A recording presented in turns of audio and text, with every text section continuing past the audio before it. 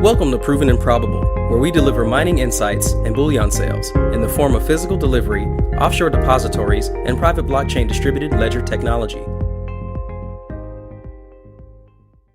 Thank you for joining us for a special 4-part series entitled All About Private Placements. Joining us for a conversation is Tekoa Silva. He is an accomplished licensed financial advisor for Sprott USA, the preeminent name in the natural resource space. Full disclosure, the following is not a Sprott USA endorsed product, and it is for educational purposes only. Tekoa, what are the most common mistakes you see when people buy private placements? Boy, what a wonderful question. And most common mistakes that I've seen,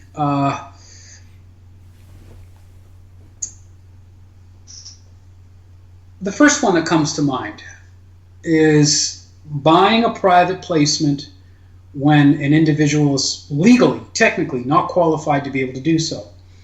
What comes to mind is a young man that I spoke with once who was looking for someone to assist him with depositing his private placement securities. We discussed his net worth, and I found that he was not an accredited investor.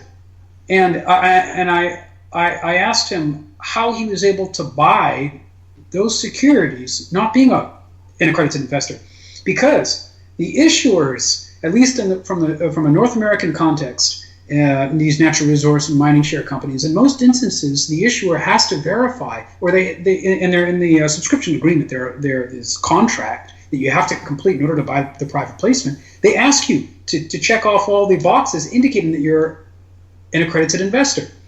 And if you don't tick off those boxes, they don't sell you the securities. They don't sell you the private placement. But somehow this young gentleman, he had these securities. So I thought that somewhere in the process, maybe the issuer made a mistake, or maybe he made a mistake, but he somehow bought these things, not being accredited.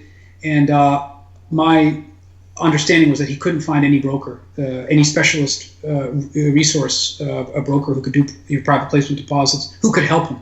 So he was trapped. His money was stuck inside the security because he was unaccredited. So that's the first mistake, I would say, is confirm with the issuer. Do I have to be accredited? And if they say yes, and someone's thinking, well, what proof needs to be provided indicating that I'm an accredited investor? Do you need bank statements? Do you need any proof? And the issuer says no, and the person may think, oh, well, maybe fudging the documents or something like that just to be able to buy it. Don't do it. Don't do it. Tell the truth, because you don't want your capital to get stuck inside a security that can't be liquidated. So always confirm and don't make that mistake. The next mistake that I would say is pretty common is that a person can make is buying into a private placement, obtaining a security like this, a physical security, without first having a destination, a home with which to deposit the security. I came across a gentleman who is based in a country, a wonderful country that I've traveled to and visited. It's a great place. But from a banking standpoint, there are some North American clearing firms or broker dealers that don't want to do business with certain regions or residents in those regions. And so this gentleman said, hey, I've got this private placement security. Can you deposit it for me? I said, well, I can't. Maybe another broker can, because not because I don't want to, but because the clearing firm doesn't want to, because that country is not within their grouping of accepted jurisdictions. So you want to double check with the broker that you use. After you open the account, say, hey, I'm a resident of this country. Is it going to be any problem? Double check this before you put your money up to buy these securities. So that's the second most common mistake that I've seen. And I can just keep going with these. If that's certainly, please do, because I think this is a valuable experience for us all. Okay, the next common mistake that I've seen people do is if they really like a company and they want to support it multiple times by private placement over the course of a couple years. And let's just say that they keep their shares. They don't deposit them in a broker-dealer account every time they do the private placement. But they just keep them at home in the safe, the deposit box or something like this. They do multiple private placements, and in each of the private placements, they buy the exact same share count. So let's say you do 3 private placements in a company. I think made reference earlier in this series to Nova Gold. Nova let's say Resources. Nova Resources, pardon. So let's say an individual bought their private placement there 3 times, and every time they bought 50,000 shares. That's wonderful. They've got a great position of 150,000 shares and hopefully 150,000 warrants. But what happens is if a person rushes then to go deposit all 3 of those private placements at the exact same time with their broker-dealer, what happens is the administrative staff, they get these 3 deposits all matching of 50,000 shares. And what they need to do is they need to build a legal case for every single one of them. They have to find the proof of purchase. They have to have copies of the original subscription agreements. And if every single one of these has matching share counts, the administrative staff cannot easily identify between all 3 of the private placements without reading out long numbers of saying something like, yes, private placement number 1, which is the security number XQZTY5000, and that's have to communicate with each other all day long. So I would suggest, instead of doing 3 private placements for 50,000 shares each, do 3 private placements and number them this way: 50,100 shares, 50,200 shares, 50,300 shares, so the administrative staff can quickly identify amongst each other, because they'll have 3 to 4 employees at each of the financial organization layers are going to be touching this thing and communicating with each other. So if you number them that way, they can say, oh yeah, placement that's marked number 100, 50,100. Boom, they can pull up all the paperwork and help you faster. Because the last thing you want is administrative staff in some part of the process saying, you know what, this is just, I got to push this aside and do some other work right now. Well, it also raises eyebrows, does it not? Because it could be, there's a question of, is this a legal certificate I'm receiving? Is this something counterfeit? And you referenced something else that I don't think we've covered so far, and that is you do have to have proof of purchase. Absolutely. Oh, yeah. Your broker-dealer can walk you through the legal package that you need to assemble every time you deposit a private placement obtained security. And just for reference, that's going to be your subscription agreement, it's going to be your proof of purchase, and it's going to be the actual security itself, along with anything else that they ask for.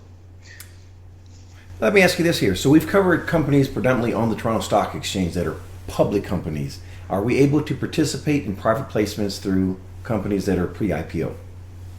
Well, you know what? I would say that this is an extension of that question of what are some of the worst mistakes a person can make when participating in a private placement.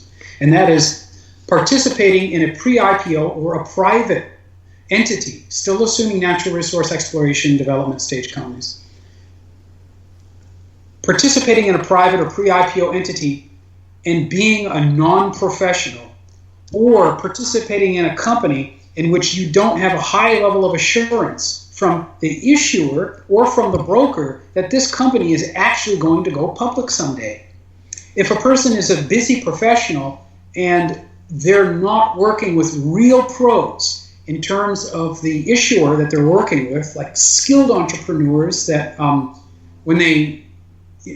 where they're good to their word. Yeah. And then also like a broker-dealer that's the same way, where they know how to handle private and pre-IPO private placements. If they don't have those 2 things involved and someone solicits them with an opportunity like that, I would say be very careful, because if they don't go public, you may never get your capital out of that, back from that security. It's stranded on an island. And then also, it could take longer than expected. One example comes to mind of a company that I observed in 2014 that said, we're going to be going IPO, public sometime soon when we get a little bit of recovery in the market. That same company now, it's 5 years later and they're still private. And the person that participated in that private placement, along with others that I've seen, is still waiting. And then in the meantime, anything could be going on with that company. Personnel could be coming and going. Their financial situation could be deteriorating. And then the person who owns the stock certificate bought by the private placement could have changes going on in their own personal life. So you want to be very, very careful when you're considering pre-IPO and private entities for private placement. And I've got a couple more common mistakes that people make. If I should continue, or is yes, sir. Please do. Okay.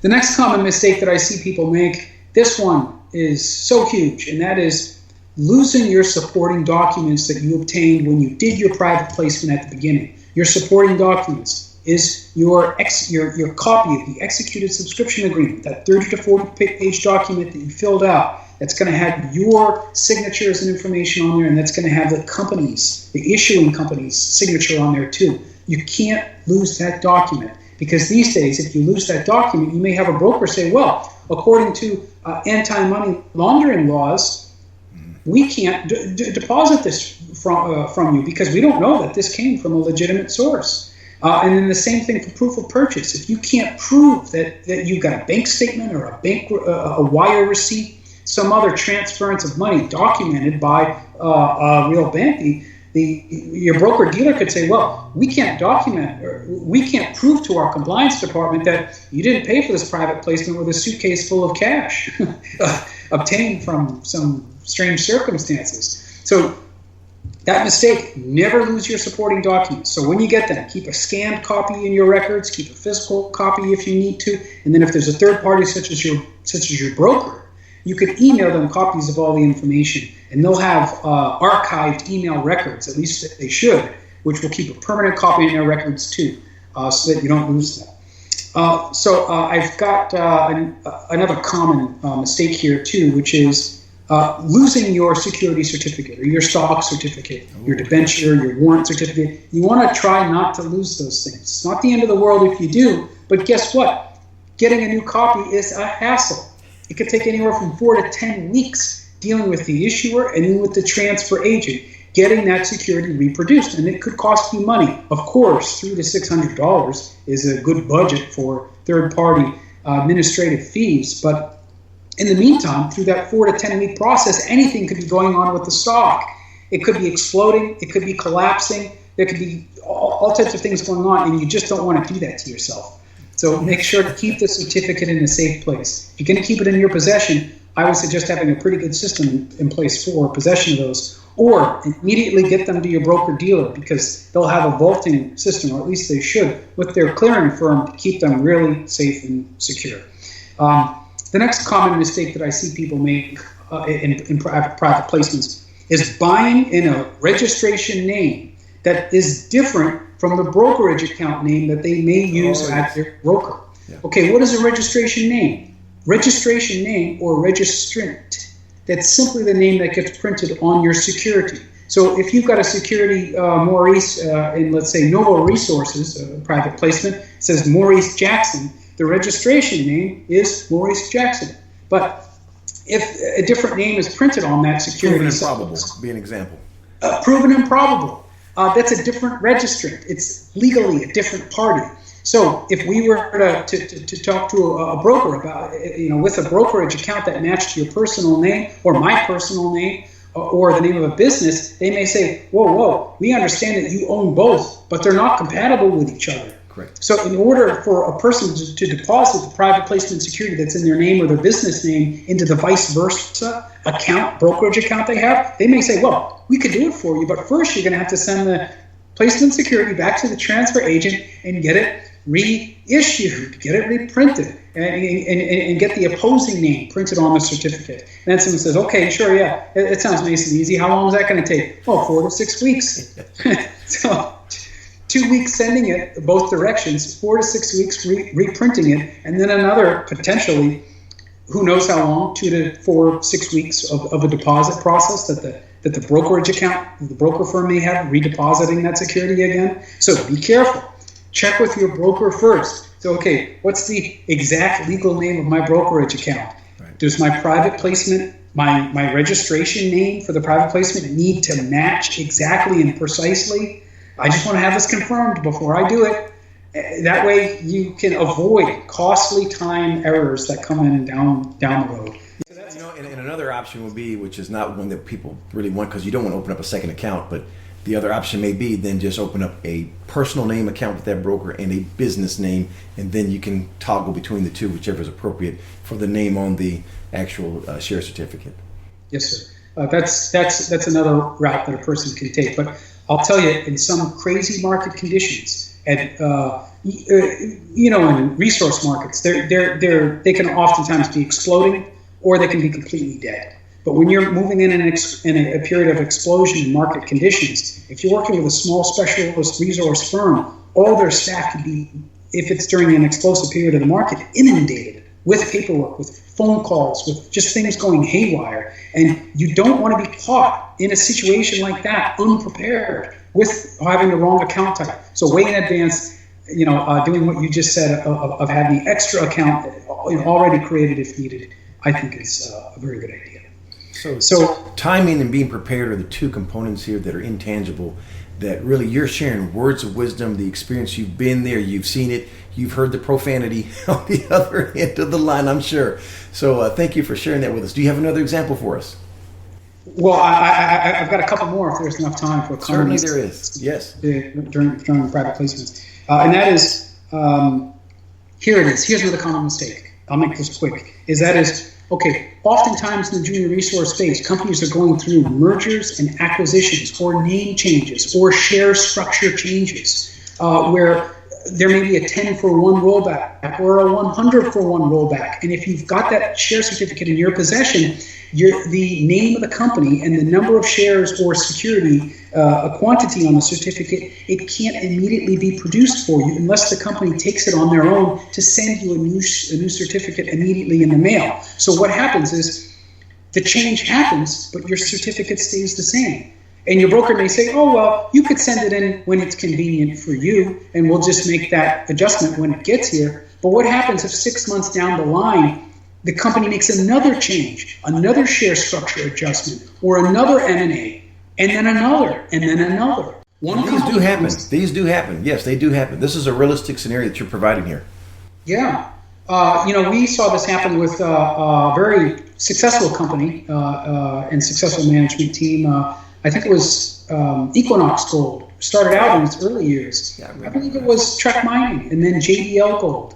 And then, so they had multiple changes down the road, and I just off the top of my head can't recall if they had share structure changes along the way too. But so what I'm saying is, when you see that name change or the share structure change, get that security deposited and updated as fast as you possibly can. Because if it's 2, 3, and 4 changes down the road, the administrative staff, the legal review department, what they're going to do is they're going to say, you know what, in order for us to verify all this, it may take a month or longer. So they may just say, hey, we'll get it done when we get it done. And it could just be a much more time-consuming process than otherwise could be the case if you immediately moved when you saw that change happen. But then if I can interject here, but then you miss out on what could potentially be an arbitrage opportunity. And they're not long, but you have to be prepared, and that's something we're emphasizing here. It's timing and being prepared and having a plan.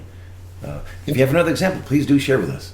Yes, sir. So another common mistake that I see made during, for private placements is, okay, if a person is of the opinion that at some time in the future they may be passing on their securities to their heirs,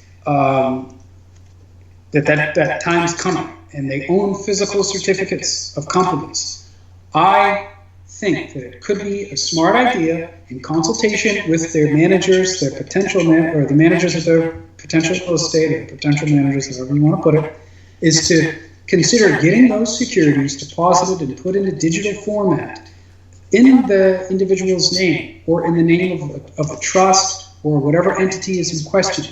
Because if a person passes away and the securities are still in that person's name that passed away, you have a period of time where that can be still fairly quickly handled. And I think one must move quickly in that circumstance. Because what happens if one doesn't move quickly? Well, you may have an M&A. You may have a restructuring change. You may have another change within the structure of heirs, or another manager coming in to manage the estate, or simply time passes. I saw a circumstance where a person had securities that were decades old, decades. And the various people that I talked to in that circumstance simply had no idea how to assist that individual.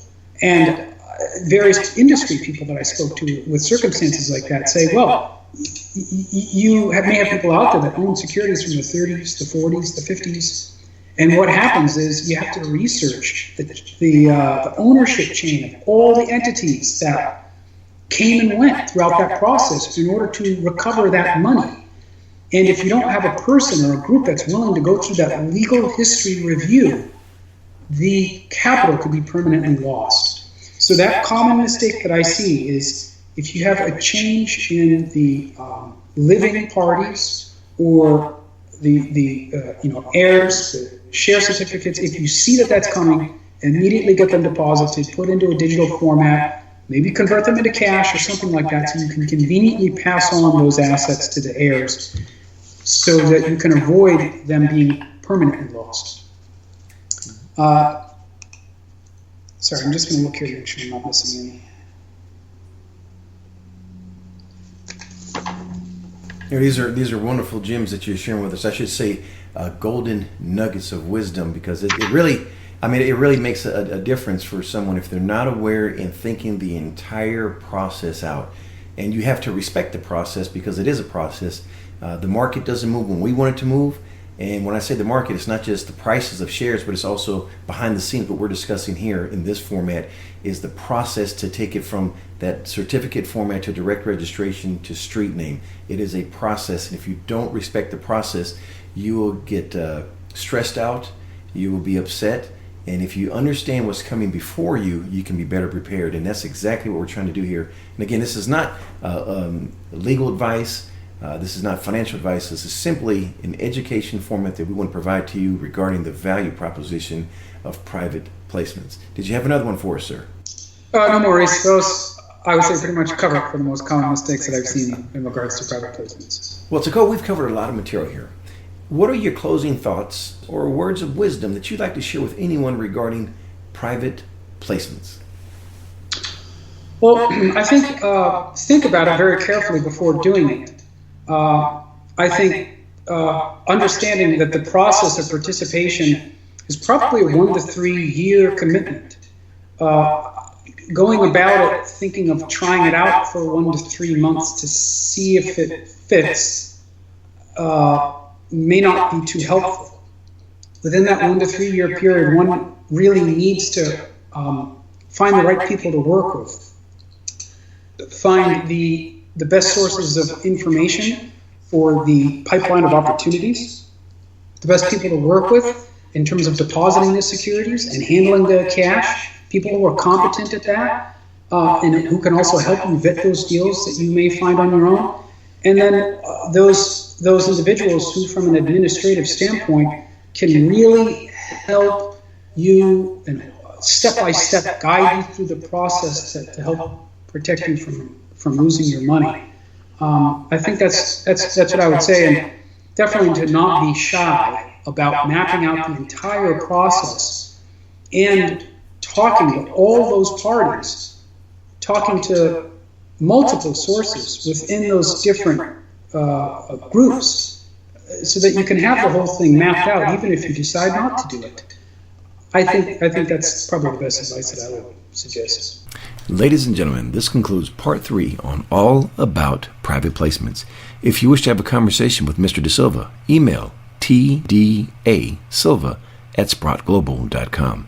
If you want to find out which private placements have our attention at Proven and Probable, simply visit provenandprobable.com. Place your correspondence in the subscribe box and let us know that you are accredited. Subscription is free, and we do not share your correspondence with third parties. The information presented on Proven and Probable is provided for educational and informational purposes only, without any express or implied warranty of any kind, including warranties of accuracy, completeness, or fitness for any particular purpose. The information is not intended to be and does not constitute financial, investment, or trading advice, or any other advice. You should not make any financial, investment, or trading decision based on any of the information presented without first undertaking independent due diligence and consultation with a professional broker or competent financial advisor.